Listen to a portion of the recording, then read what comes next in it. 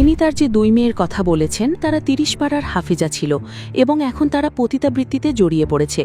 তিনি ডক্টর জাকির নায়েকের কাছে এই বিষয়ে পরামর্শ চাইছেন।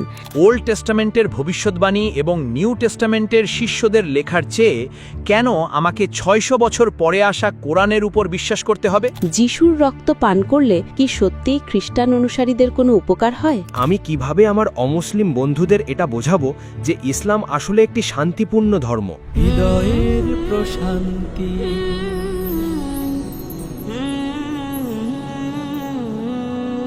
আমার নাম সাবিকু, আমি একজন ছাত্র এবং আমি জানতে চাই যে আমি কিভাবে আমার অমুসলিম বন্ধুদের এটা বোঝাবো যে ইসলাম আসলে একটি শান্তিপূর্ণ ধর্ম।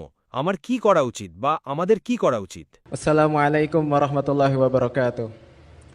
ভাই প্রশ্ন করেছেন যে ইসলাম একটি শান্তিপূর্ণ ধর্ম, এটি তার অমুসলিম বন্ধুদের কাছে প্রমাণ করার জন্য তার কি বলা উচিত? আমি সন্ত্রাসবাদ এবং জিহাদ সম্পর্কে ইসলামের দৃষ্টিভঙ্গি নিয়ে একটি বক্তৃতা দিয়েছি গত সপ্তাহে, গত শনিবার বান্দুংয়ে আমি সেই বক্তৃতাটি দিয়েছি। সেই ভিডিওটি ইউটিউব এবং সামাজিক যোগাযোগ মাধ্যমে পাওয়া যাচ্ছে। আমি ইসলাম মানবতার সমস্যার সমাধান শীর্ষক এই বক্তৃতাটিও দিয়েছি। আমার এরকম আর অনেক আলোচনা আছে। আপনি যদি তাদের এই ভিডিও ক্যাসেট বা বইগুলো দেন, ইনশাআল্লাহ তারা একমত হবে যে ইসলাম একটি শান্তিপূর্ণ ধর্ম। তারা কোন ধর্মের অনুসারী তার উপর ভিত্তি করে তারা খ্রিস্টান নাকি হিন্দু, আপনি তাদের ইসলাম ও খ্রিস্ট ধর্মের মিল নিয়ে দেওয়া আলোচনাগুলো শোনাতে পারেন। আশা করি প্রশ্নের উত্তর পেয়েছেন। আসসালামু আলাইকুম ওয়া রাহমাতুল্লাহি ওয়া বারাকাতুহু। আমার নাম ফাতিমা। আমি নতুন ইসলাম গ্রহণ করেছি। আমি জানি যে ইসলাম একটি শান্তিপূর্ণ ধর্ম। আমার প্রশ্নের 2টি অংশ রয়েছে। প্রথম অংশটি হল, বাইবেলের কেন 2টি অংশ, ওল্ড টেস্টামেন্ট এবং নিউ টেস্টামেন্ট?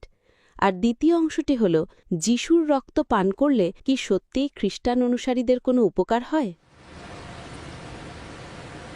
বোন প্রশ্ন করেছেন। প্রথম প্রশ্ন হলো, বাইবেলের 2টি অংশ কেন, ওল্ড টেস্টামেন্ট এবং নিউ টেস্টামেন্ট? বাইবেল শব্দটি গ্রিক শব্দ বিবলু থেকে এসেছে, যার অর্থ বইয়ের সমাহার। ওল্ড টেস্টামেন্ট মূলত আদম আলাহিসাল্লাম থেকে শুরু করে যিশু বা ঈসা আলাহিসাল্লামের আগমনের পূর্ব পর্যন্ত আসা সমস্ত নবীর জীবন ও গল্প নিয়ে আলোচনা করে। আর নিউ টেস্টামেন্ট যিশু বা ঈসা আলাহিসাল্লামের জীবন ও গল্প নিয়ে আলোচনা করে। তাই এ দুটো ভাগে ভাগ করা হয়েছে। আমি আগেই বলেছি, বাইবেল ঈশ্বরের মূল বাণী নয়। আমরা ইঞ্জিলে বিশ্বাস করি, অর্থাৎ সেই ওহী বা প্রত্যাদেশ যা ঈসা আলাইসাল্লামের অপর অবতীর্ণ হয়েছিল। বর্তমান বাইবেল হল ঈশ্বরের বাণী, নবীর কথা, ঐতিহাসিকদের বর্ণনা এবং এমনকি ভুল সমবিরোধী কথা এবং পর্নোগ্রাফির একটি সংমিশ্রণ। প্রশ্নের দ্বিতীয় অংশটি হল, যিশুর রক্ত পান করলে কি সত্যি খ্রিস্টান অনুসারীদের কোনো উপকার হয়? 1 নম্বর কথা হল, আপনি যদি বাইবেল পড়েন তবে বাইবেলের 5টি ভিন্ন জায়গায় রক্তপানের বিষয়ে নিষেধ করা হয়েছে। বুক অব জেনেসিসের 9 নম্বর অধ্যায়ের 4 নম্বর পদ, বুক অব লেভিটিকাসের 17 নম্বর অধ্যায়ের 14 নম্বর পদ, ফার্স্ট স্যামুয়েলের 14 নম্বর অধ্যায়ের 33 নম্বর পদ এবং বুক অব অ্যাক্টসের 15 নম্বর অধ্যায়ের 29 নম্বর পদে বলা হয়েছে যে তোমাদের রক্ত খাওয়া বা পান করা উচিত নয়। সুতরাং খ্রিস্ট ধর্মে রক্ত পান করা সম্পূর্ণ নিষিদ্ধ, এটি হারাম। আর ইসলামেও এটি হারাম। আল্লাহ কোরআনে অন্তত 4টি ভিন্ন স্থানে বলেছেন। সূরা বাকারার 2 নম্বর সূরার 173 নম্বর আয়াত, সূরা মাইদার 5 নম্বর সূরার 3 নম্বর আয়াত, সূরা আনামের 6 নম্বর সূরার 145 নম্বর আয়াত এবং সূরা নাহালের 116 নম্বর সূরার 115 নম্বর আয়াতে যে তোমাদের জন্য মৃতপ্রাণীর মাংস, রক্ত, শূকরের মাংস এবং আল্লাহ ছাড়া অন্য কারো নামে জবাই করা প্রাণীর মাংস হারাম করা হয়েছে। তাই ইসলামে রক্ত হারাম, এমনকি খ্রিস্ট ধর্মেও রক্ত খাওয়া নিষিদ্ধ। কিন্তু গির্জার শিক্ষা হল এখন যিশুর রক্তপান করতে হবে। যিশু এখন কোথায়? তার উপর শান্তি বর্ষিত হোক, তিনি কোথায়? আপনি এখন কিভাবে যিশুর রক্ত পেতে পারেন? হ্যাঁ, এটি সম্পূর্ণ অযৌক্তিক এবং ভিত্তিহীন। রক্তপান করা এমনিতেই হারাম বা নিষিদ্ধ, তার উপর আপনারা ঈশ্বরের বার্তাবাহকের রক্তপান করতে চান কেন? এটি মূলত গির্জা নিজস্ব শিক্ষা, বাইবেলের শিক্ষা নয়। আশা করি প্রশ্নের উত্তর পেয়েছেন। আসসালামু আলাইকুম ওয়া রাহমাতুল্লাহি ওয়া বারাকাতুহু। আমি জাকার্তায় আসার পর আমার 2 মেয়েকে হারিয়ে ফেলেছি। আমি পূর্ব কালিমান্তান থেকে অনেক দূর থেকে এসেছি এবং আমার 2 মেয়ে হারিয়ে গেছে। তাই আমি টিভিতে একটি আবেদন জানাচ্ছি বা জানিয়েছি, যদি কেউ আমার মেয়েদের অবস্থান জানতে পারেন বা দেখতে পান তবে তারা যেন তাকে খুঁজে বের করেন, এবং আমি কিছু পরামর্শও চাইছি। আমি জিজ্ঞাসা করছি যে আপনি কি কোনো পরামর্শ দিতে পারেন আমাকে? আমি অত্যন্ত অসহায় এবং আমার সাহায্যের খুব প্রয়োজন। মাফ করবেন, তিনি তার যে 2 মেয়ের কথা বলেছেন আমার মনে হয় তারা 30 পাড়ার হাফেজা ছিল এবং এখন তারা পতিতাবৃত্তিতে জড়িয়ে পড়েছে। তিনি ডক্টর জাকির নায়েকের কাছে এই বিষয়ে পরামর্শ চাইছেন। আপনাকে অনেক ধন্যবাদ। আমি ব্যাঘাত ঘটানোর জন্য দুঃখিত। ধন্যবাদ।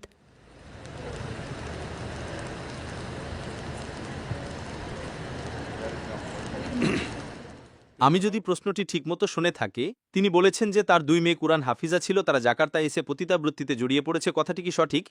তো তিনি পরামর্শ চান। ভাই, প্রথমে আমি আপনাকে যে অনুরোধটি করব তা হলো আপনার জাকার্তা পুলিশের কাছে অভিযোগ দায়ের করা উচিত। আপনাকে বিশেষজ্ঞদের কাছে যেতে হবে। আপনার মেয়েদের খুঁজে বের করার জন্য পুলিশই সবচেয়ে ভালো উপায়। তাই প্রথমে পুলিশের কাছে অভিযোগ দায়ের করুন এবং তাদের জানান যে আপনার মেয়েরা হারিয়ে গেছে। ইনশাল্লাহ তারা আপনার মেয়েদের খুঁজে বের করার চেষ্টা করবে। যদি আপনি জানেন তারা কোথায় আছে, তবে আপনি পুলিশকে তাদের অবস্থান জানাতে পারেন, কারণ ইন্দোনেশিয়ায় পতিতাবৃত্তি বেআইনি। আপনি যদি জানেন আপনার মেয়েরা কোথায় আছে, আপনি অনায়াসে গিয়ে পুলিশের কাছে অভিযোগ করতে পারেন এবং পুলিশ বিষয়টি দেখবে। তারা আপনার মেয়েদের খুঁজে বের করবে এবং ইনশাল্লাহ তাদের উদ্ধার করবে। যদি কেউ তাদের পতিতাবৃত্তিতে বাধ্য করে থাকে অথবা কেউ যদি আপনার মেয়েদের বিপথগামী করে থাকে, তবে সবচেয়ে ভালো উপায় হলো পুলিশের কাছে অভিযোগ করা। হারিয়ে যাওয়া মেয়েদের খুঁজে বের করার নিজস্ব পদ্ধতি তাদের জানা আছে, আর আমি আল্লাহ সুবহানাহু ওয়া তাআলার কাছে প্রার্থনা করি ইনশাল্লাহ আপনি আপনার মেয়েদের খুঁজে পাবেন এবং তারা আপনার কাছে ফিরে আসবে। ইনশাল্লাহ তারা সরল পথে ফিরে আসবে। আমার নাম মারিয়া ভানা। আমি একজন মোয়াল্লাফ যে আপনাকে গত রাতেও প্রশ্ন করেছিল।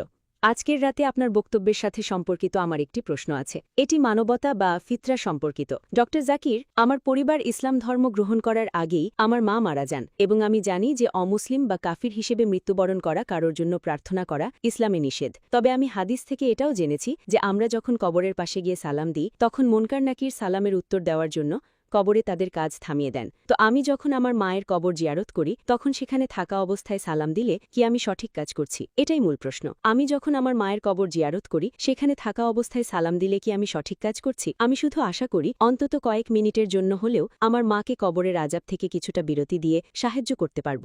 বোন জিজ্ঞেস করছেন যে মা অমুসলিম বা কাফির হিসেবে মৃত্যুবরণ করা মাকে কবরে গিয়ে তিনি সালাম দিতে পারবেন কিনা, ঠিক?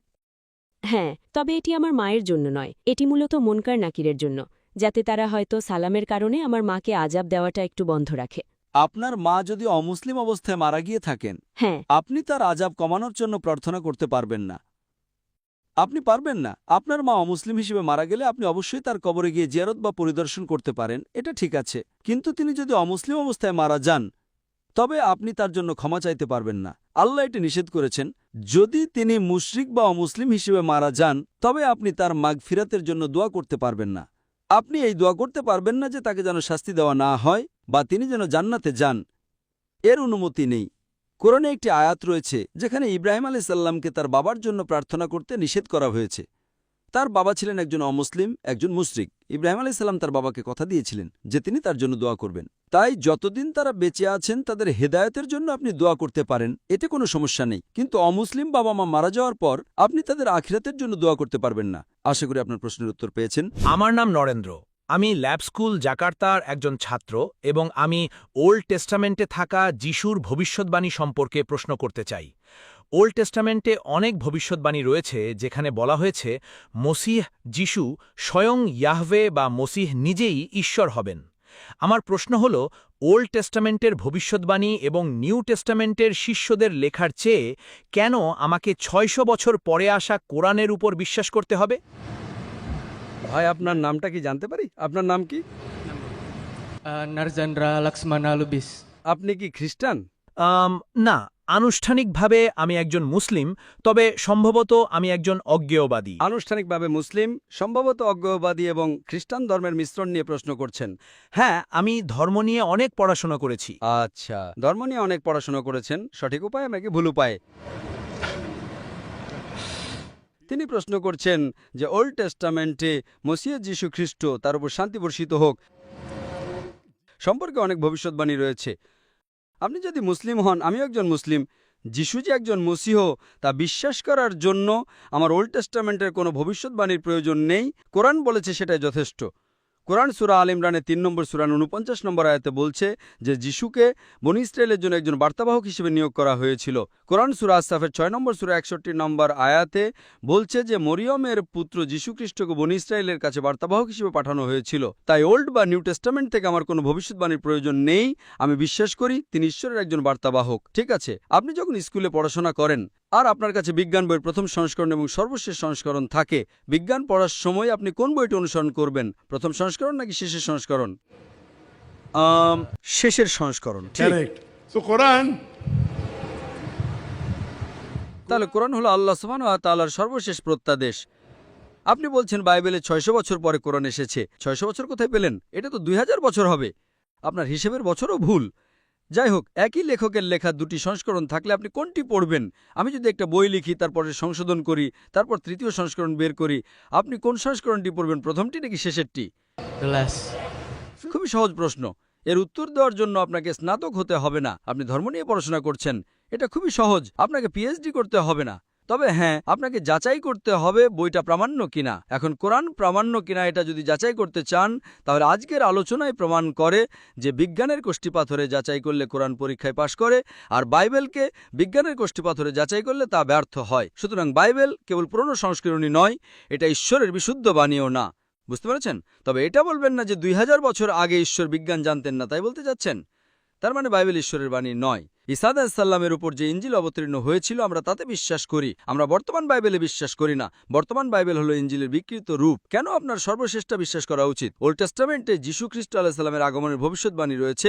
আমরা তো এমনিতে বিশ্বাস করি তিনি নবী। ওল্ড টেস্টামেন্টের দরকার কি? বাইবেলের কোথাও বলা নেই যে যীশু ঈশ্বর। সমগ্র বাইবেলের কোথাও যীশু খ্রিস্ট আলাইহিস সালাম নিজে স্পষ্টভাবে একবারও বলেননি যে আমি ঈশ্বর অথবা আমার উপাসনা করো। যদি কোনো খ্রিস্টান গোটা বাইবেল থেকে একটা নির্দিষ্ট স্পষ্ট বাক্য দেখাতে পারেন যেখানে যীশু খ্রিস্ট আলাইহিস সালাম নিজে বলেছেন আমি ঈশ্বর অথবা আমার উপাসনা করো, তাহলে আমি ডক্টর জাকির নায়েক খ্রিস্টান ধর্ম গ্রহণ করতে প্রস্তুত।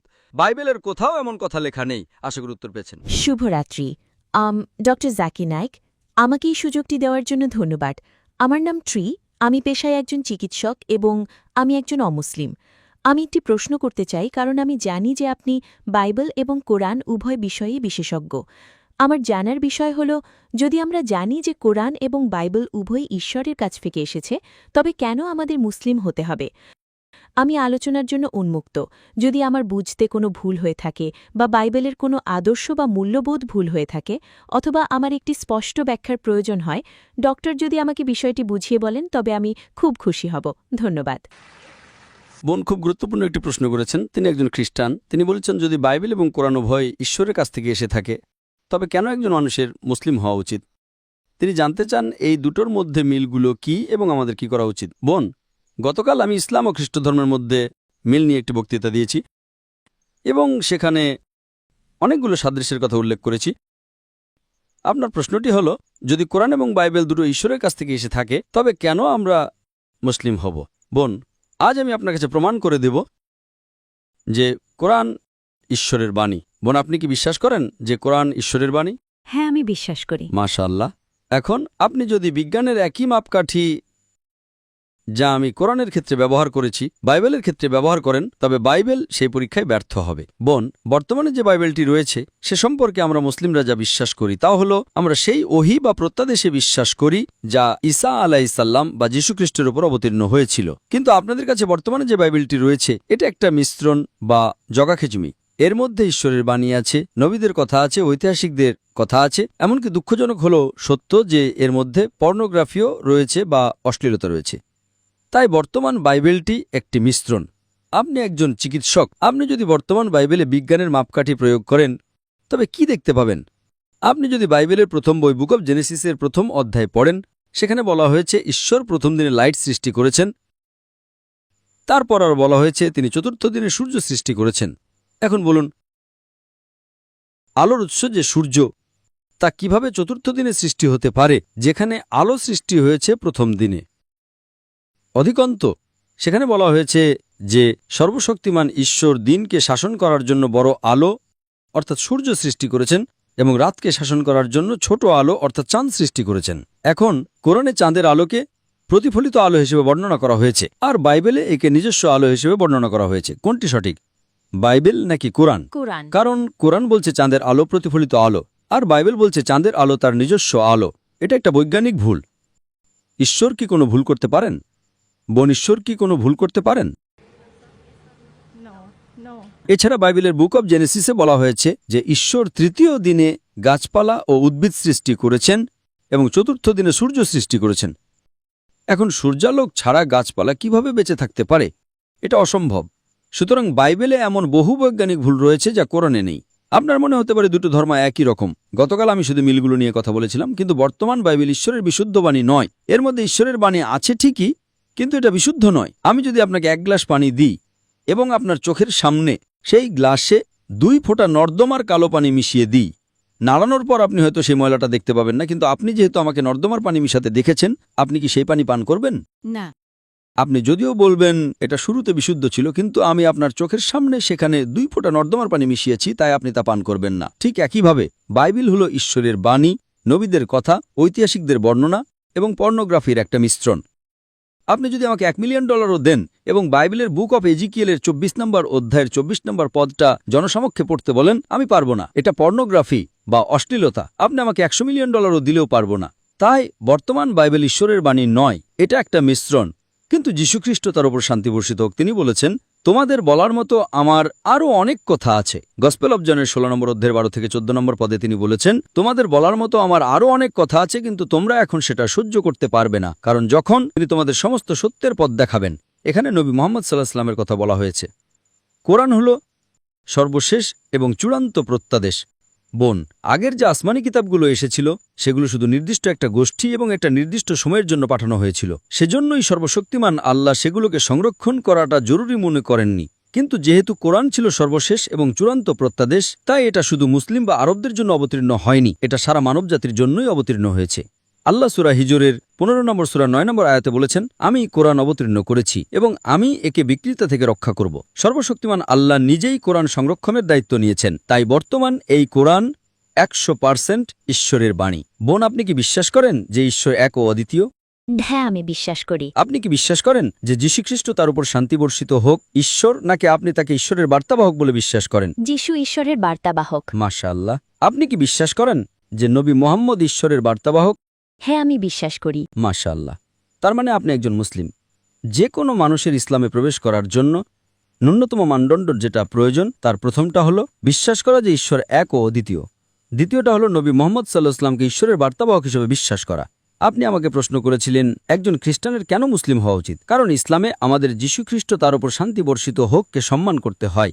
আমি যেখানেই তার নাম নিই না কেন, আমাকে বলতে হয় তার উপর শান্তি বর্ষিত হোক আলাইহিস সালাম। ইসলাম একমাত্র অখ্রিস্টান ধর্ম যা যীশুখ্রিস্টের উপর বিশ্বাস রাখাকে বিশ্বাসের একটা অবিচ্ছেদ্য অংশ বা শর্ত করেছে। কোনো মুসলিম ততক্ষণ মুসলিম হতে পারে না যতক্ষণ না সে যীশুখ্রিস্টের উপর বিশ্বাস করে। আমরা বিশ্বাস করি যে তিনি সর্বশক্তিমান আল্লাহ সুবহানাহু ওয়া তাআলার অন্যতম একটা শক্তিশালী বার্তাবাহক ছিলেন। আমরা বিশ্বাস করি কোনো পুরুষের হস্তক্ষেপ ছাড়াই অলৌকিকভাবে তার জন্ম হয়েছিল। আমরা বিশ্বাস করি তিনি আল্লাহর অনুমতি নিয়ে জন্মান্ধ এবং কুষ্ঠরোগীদের সুস্থ করতেন। সুতরাং আমরা একসাথেই আছি, কিন্তু আমরা তাকে ঈশ্বর বলে বিশ্বাস করি না। তাই যদি আপনি খ্রিস্টান থেকে মুসলিম হন, তবে আপনাকে মোটেও অপমানিত করা হচ্ছে না। আমরা সবার উপরে বিশ্বাস রাখি। Adam, Noah, Abraham, Moses, Jesus, Mom, all. কিন্তু একজন মুসলিম যদি খ্রিস্টান হয়ে যায়, তাহলে খ্রিস্টানরা নবী মুহাম্মদ সাল্লাল্লাহু আলাইহি ওয়াসাল্লামের উপর বিশ্বাস করে না। আপনি কি বুঝতে পেরেছেন? ইসলামের সর্বশেষ এবং চূড়ান্ত বার্তাবাহক হলেন মুহাম্মদ সাল্লাল্লাহু আলাইহি ওয়াসাল্লাম। যেহেতু আপনি বিশ্বাস করেন ঈশ্বর এক, আপনি বিশ্বাস করেন নবী মুহাম্মদ সাল্লাল্লাহু আলাইহি ওয়াসাল্লাম ঈশ্বরের বার্তাবাহক, আপনি বিশ্বাস করেন নবী যিশু ঈশ্বরের বার্তাবাহক, তাহলে কি আপনি ইসলাম গ্রহণ করতে চান? আমার ইচ্ছা আছে, তবে আপাতত আমাকে একটু জটিল পরিস্থিতির মধ্যে দিয়ে যেতে হবে। তবে দুঃখিত, বুঝতে পারলাম না। আমার ইচ্ছা আছে, তবে আপাতত আমাকে একটু জটিল পরিস্থিতির মধ্যে দিয়ে যেতে হবে। তবে বোন, আপনার যদি ইচ্ছা থাকে তবে আমি অনুরোধ করব, যখন আপনি বিশ্বাস করেন ঈশ্বর এক, আপনি বিশ্বাস করেন নবী মুহাম্মদ সাল্লাল্লাহু আলাইহি ওয়াসাল্লাম ঈশ্বরের বার্তাবাহক, আপনি বিশ্বাস করেন নবী যিশু ঈশ্বরের বার্তাবাহক, তাহলে আমার মনে হয় আপনার দেরি করা উচিত নয়। আপনি জানেন না আপনি কতদিন বাঁচবেন। আমি নিজেও জানি না আমি আর কয়েকদিন, কয়েক সপ্তাহ বা কয়েক বছর বাঁচব। তাই যখন আপনি নিশ্চিত যে ঈশ্বর এক এবং মুহাম্মদ এবং যিশু উভয়ই ঈশ্বরের বার্তাবাহক, তাহলে আমার অনুরোধ করব যত তাড়াতাড়ি সম্ভব ইসলাম গ্রহণ করুন। আপনার কি এমন কোনো জটিলতা আছে যা আপনাকে ইসলাম গ্রহণ করতে বাধা দিচ্ছে? হ্যাঁ, আপাতত আছে। Okay. ঠিক আছে, আপনি কি মনে করেন যে ইসলাম গ্রহণ করলে আপনার সমস্যা বাড়বে না কমবে? দুঃখিত। ইসলামে মানবতার সমস্ত সমস্যার সমাধান রয়েছে। তাই ইসলাম গ্রহণ করলে আপনার সমস্যার সমাধান হবে না বাড়বে? সমাধান হতে পারে। Sorry? সমাধান হতে পারে। Yes. তো আপনার সমস্যার যদি সমাধানই হয়, তবে আপনি দেরি করবেন কেন? আমি বুঝতে পারছি হয়তো আপনার পরিবারের সদস্যরা অমুসলিম, অথবা আপনি হয়তো এখনই তাদের জানাতে চান না ইত্যাদি, কিন্তু মাশাআল্লাহ আপনি ইন্দোনেশিয়ায় বাস করেন, যেখানে 87% মানুষ মুসলিম। মাশাআল্লাহ। ঠিক আছে, আপনি যদি কোনো পশ্চিমা দেশে থাকতেন তবে সমস্যা হতে পারত। আপনি ভারতে থাকলে সমস্যা হতে পারত, যেখানে হয়তো 80% মানুষ অমুসলিম। কিন্তু এখানে মাশাআল্লাহ 87% মানুষ মুসলিম। যাই হোক, আপনি যদি সত্যি ভিতর থেকে অনুভব করেন, তাহলে আপনি এখনই গ্রহণ করতে পারেন। আর যদি আপনার কিছুটা দ্বিধা থাকে, তবে আপনি পুরোপুরি নিশ্চিত হওয়ার জন্য নিজের সময় নিতে পারেন। তবে দয়া করে বেশি দেরি করবেন না। আমরা জানি না আমরা আর কতদিন বাঁচব। ঠিক আছে বোন? ঠিক আছে, ধন্যবাদ। Okay, jazakallah shukran. মাশাআল্লাহ। ডক্টর, আমার নাম হীরা এবং আমি একজন মাইক্রোবায়োলজিস্ট বা অণুজীব বিজ্ঞানী। আমি একজন মুসলিম হতে ইচ্ছুক। মাশাআল্লাহ। আমি একটি কথা বলতে চাই যে বিষয়টি আমাকে বেশি চিন্তায় ফেলছে তা হলো আমার বাবা মা, তারা দুজনেই অমুসলিম। আমি জানতে চাই যে কিভাবে আমি আমার বাবা মাকে রাজি করাতে পারি যাতে তারা আমাকে ইসলাম গ্রহণের অনুমতি দেন, এবং প্রথম কোন বিষয়টি আমার শেখা উচিত। বোন কি খ্রিস্টান? আমার বাবা একজন ক্যাথলিক, মা একসময় মুসলিম ছিলেন, পরে ক্যাথলিক হয়েছেন, আর এখন আমি আবারও মুসলিম হতে চাই। বোন কি ইতিমধ্যে মুসলিম হয়েছেন নাকি হতে চান? আমি হতে চাই, আমি আগ্রহী এবং আমার বাবা মাকে রাজি করাতে চাই। ঠিক আছে, বোন জানতে চেয়েছেন তিনি মুসলিম হতে চান, এই বিষয়ে কিভাবে তার বাবা মাকে রাজি করাবেন। বোন, 1 নম্বর নিয়ম হল, আপনি যদি কোনো বিমানে ভ্রমণ করেন আর বিমানে বাতাসের চাপ কমে যায়, তখন ওপর থেকে অক্সিজেন মাস্ক নেমে আসে। নিয়ম হলো আগে নিজে মুখে মাস্ক পরুন। আপনার সাথে যদি আপনার সন্তানও থাকে তবুও আগে তাকে পড়াতে যাবেন না। আপনি যদি বাচ্চাকে আগে মাস্ক পরাতে যান তবে আপনি নিজেই অজ্ঞান হয়ে যেতে পারেন, ফলে দুজনেই মারা যাবে। তাই আগে নিজের মাস্ক পরুন। আপনি বেঁচে থাকলে তবে আপনি আপনার সন্তান বা বাবা মাকে মাস্ক পরাতে পারবেন। সুতরাং 1 নম্বর নিয়ম হলো অক্সিজেন কমে গেলে আগে নিজের মাস্ক পরুন। এখন আপনি যখন উপলব্ধি করতে পেরেছেন যে ইসলামই সত্য ধর্ম, তাই 1 নম্বর কাজ হলো আপনি নিজে ইসলাম গ্রহণ করুন। এর জন্য আপনাকে আপনার বাবা মায়ের অনুমতি নিতে হবে না। আপনি ইসলাম গ্রহণ করার পর তারপর আপনি তাদেরকে ইসলামের পথে আসার জন্য বোঝাতে পারেন। আপনি নিজেই যদি ইসলাম গ্রহণ না করেন তবে তাদের কিভাবে বোঝাবেন? তাই 1 নম্বর কথা হলো আপনাকে তাদের অনুমতি নিতে হবে না, কারণ আল্লাহ সুবহানাহু ওয়া তাআলা সর্বশক্তিমান ঈশ্বর আপনার বাবা মায়ের চেয়ে অনেক ঊর্ধ্বে। কাজেই প্রথম কথা হলো আপনি নিশ্চিত হলে আগে নিজে ইসলাম গ্রহণ করুন। ইসলাম গ্রহণ করার পর আপনি যখন জানবেন যে আপনার বাবা মা ভুল পথে আছেন, তখন আপনি তাদের বোঝানোর চেষ্টা করবেন। এতে কয়েকদিন লাগতে পারে, কয়েক সপ্তাহ লাগতে পারে, কয়েক বছরও লাগতে পারে। যাই হোক না কেন, আগে আপনি নিজের অক্সিজেন মাস্ক পরুন, তারপর বাবা মাকে বোঝানোর চেষ্টা করুন। আশা করি অনুবাদ শুনছেন। আপনি কি নিশ্চিত হয়েছেন বোন? Ask is she convinced? মাশাআল্লাহ, আপনি কি বুঝতে পেরেছেন? বোন, আপনি কি বিশ্বাস করেন যে ঈশ্বর এক? আপনি কি বিশ্বাস করেন যে ঈশ্বর এক? হ্যাঁ, অবশ্যই। আপনি কি বিশ্বাস করেন যে নবী মুহাম্মদ ঈশ্বরের একজন বার্তাবাহক? হ্যাঁ, অবশ্যই। আপনি কি বিশ্বাস করেন যে যীশুখ্রিস্ট, তার উপর শান্তি বর্ষিত হোক, ঈশ্বর নাকি ঈশ্বরের বার্তাবাহক? হ্যাঁ, অবশ্যই। ঈশ্বরের বার্তাবাহক নাকি তিনি নিজেই ঈশ্বর? যীশুখ্রিস্ট, তার উপর শান্তি বর্ষিত হোক, ঈশ্বরের বার্তাবাহক নাকি তিনি নিজেই ঈশ্বর? তিনি ঈশ্বর, শুধুই ঈশ্বরের একজন বার্তাবাহক। মাশাআল্লাহ, খুব ভালো। তো বোন, আপনি বলেছিলেন আপনি ইসলাম গ্রহণ করতে চান। এর জন্য আপনার বাবা মায়ের অনুমতি নেওয়ার প্রয়োজন নেই। আপনি গ্রহণ করুন এবং তারপর তাদের বোঝানোর চেষ্টা করুন। আপনি কি এখনই শাহাদাত পাঠ করতে চান? আপনি কি এখনই ইসলাম গ্রহণ করতে চান? আমি আগে ইসলাম সম্পর্কে আরও শিখতে চাই। না, ন্যূনতম 2টি জিনিস আপনার প্রয়োজন। প্রথমে আপনি একমত হন যে ঈশ্বর এক এবং নবী মুহাম্মদ ঈশ্বরের বার্তাবাহক। তারপর আপনি স্কুলে ভর্তি হন। স্কুলে ঢুকে আপনি শিখবেন। আপনি তো এমন বলেন না যে আগে আমি খুব ভালোভাবে ইংরেজি শিখব তারপর স্কুলে ভর্তি হব। আপনি আগে স্কুলে ভর্তি হন, তারপর ABCD ইত্যাদি শিখেন। মুসলিম হওয়ার ন্যূনতম 2টি শর্ত হল ঈশ্বর এক তা বিশ্বাস করা এবং নবী মুহাম্মদকে ঈশ্বরের বার্তাবাহক হিসেবে বিশ্বাস করা। এই 2টি জিনিস বিশ্বাস করলে আপনি ইসলামের ছায়াতলে প্রবেশ করতে পারবেন এবং ধীরে ধীরে আরও জ্ঞান অর্জন করতে পারবেন। যেহেতু আপনি আপনার প্রশ্নের শুরুতেই বলেছিলেন আপনি ইসলাম গ্রহণ করতে চান, তাই আমি আবারও জিজ্ঞাসা করছি, আপনি কি এখন ইসলাম গ্রহণ করতে চান? হ্যাঁ। Yes. কেউ কি আপনাকে ইসলাম গ্রহণে বাধ্য করছে? তবু আমি প্রথমে আমার বাবা মাকে জানাতে চাই, তাই মনে হয় এখন নয়। দেখুন, আপনার বাবা মাকে বলা আর আপনার বাবা মায়ের আপনাকে অক্সিজেন মাস্ক না পরতে বলার মধ্যে কোনো পার্থক্য নেই। আপনি বিমানে আছেন, মাস্ক না পরলে আপনি মারা যাবেন। আপনি কি আপনার মাকে জিজ্ঞেস করবেন যে আমি কি অক্সিজেন মাস্ক পরব? মা যদি বলেন না পরো না, তখন আপনি কি করবেন? আপনি কি পরবেন না? আমি আপনাকে একটা প্রশ্ন করছি। আপনার মা তো জানেন না আপনি কেন অক্সিজেন মাস্ক পরছেন, তাই না? আপনি বিমানে ভ্রমণ করছেন, আপনার মা আছেন, বাবা আছেন, আপনি বসে আছেন, আপনি একজন বুদ্ধিমতী মেয়ে। ঠিক চাপ কমে গেল, পাইলট অক্সিজেন মাস্ক নামিয়ে দিলেন। আপনি কি আপনার মাকে জিজ্ঞেস করবেন যে মা আমি কি অক্সিজেন মাস্ক পরব?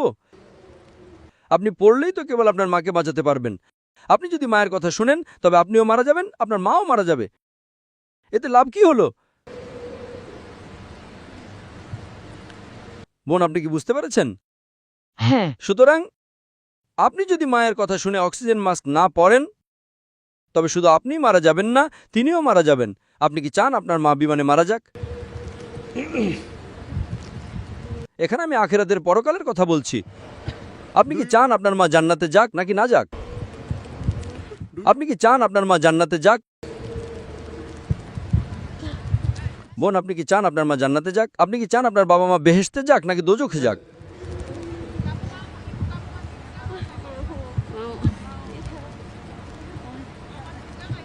হ্যাঁ, বেহেশতে যাক। তাহলে আপনি নিজে যদি ইসলাম ধর্ম বা দিন গ্রহণ না করেন, তবে তাদের কিভাবে পথ দেখাবেন? কারণ তারা ইসলাম সম্পর্কে জানে না। আপনি জ্ঞান পেয়েছেন, আপনি এই দর্শন শুনতে এসেছেন, আপনি বুঝতে পেরেছেন, তারা বোঝেননি। তাই যদি সত্য জেনে থাকেন, বোন, আপনি যদি অসুস্থ হন আর চিকিৎসকের কাছে যান, চিকিৎসক আপনাকে ওষুধ দিলে আপনি কি মাকে জিজ্ঞেস করবেন যে মা, আমি কি ওষুধ খাবো নাকি খাবো না?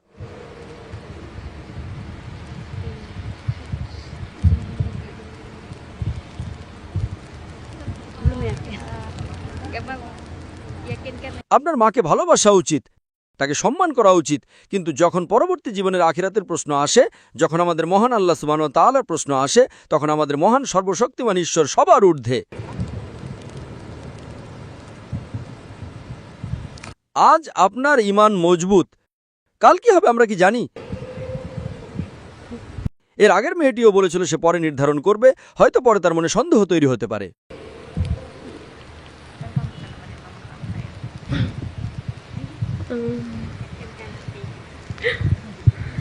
আমি বুঝতে পারছি না কি বলবো।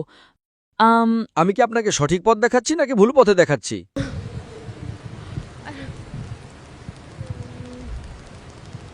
বোন, আমি আপনার মঙ্গল চাই। ধরুন আপনি চলে গেলেন আর আপনার মা ভুল কিছু বলল আর আপনি ইসলাম গ্রহণ করলেন না, তবে আপনার জান্নাতে যাওয়ার সম্ভাবনা কমে যাবে। বুঝতে পেরেছেন? আমি আপনার পরোয়া করি, এ কারণে এসব কথা বলছি।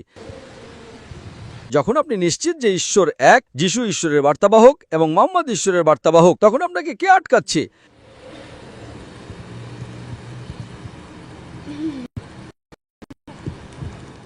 আপনার বাবা মা কি সর্বশক্তিমান ঈশ্বরের চেয়ে বড়? হ্যাঁ নাকি না? এর সমাধান আল্লাহ কোরআনে দিয়েছেন।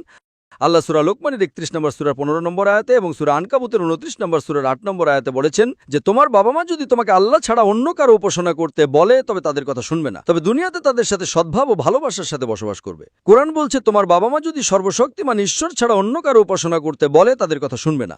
তারা যদি বলে আল্লাহর ইবাদত করো না, তখনও তাদের কথা শুনবে না। সুতরাং ঈশ্বর এবং বাবা মায়ের মধ্যে যখন প্রতিযোগিতার প্রশ্ন আসে, তখন সর্বশক্তিমান ঈশ্বর অনেক ঊর্ধ্বে। আপনি কি বুঝতে পারছেন? হ্যাঁ।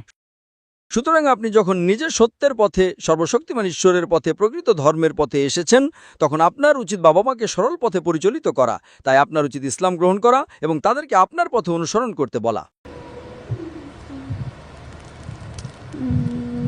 আপনার সমর্থনের জন্য ধন্যবাদ। ঠিক আছে, আমি আল্লাহ সুবহানাহু ওয়া তাআলার কাছে প্রার্থনা করি তিনি যেন আপনাকে সঠিক পথ দেখান এবং আগের মেয়েটির পাশাপাশি আপনাকেও ইসলাম গ্রহণের সাহস দান করেন।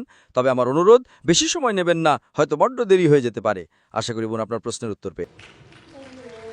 জাযাকাল্লাহু খায়রান।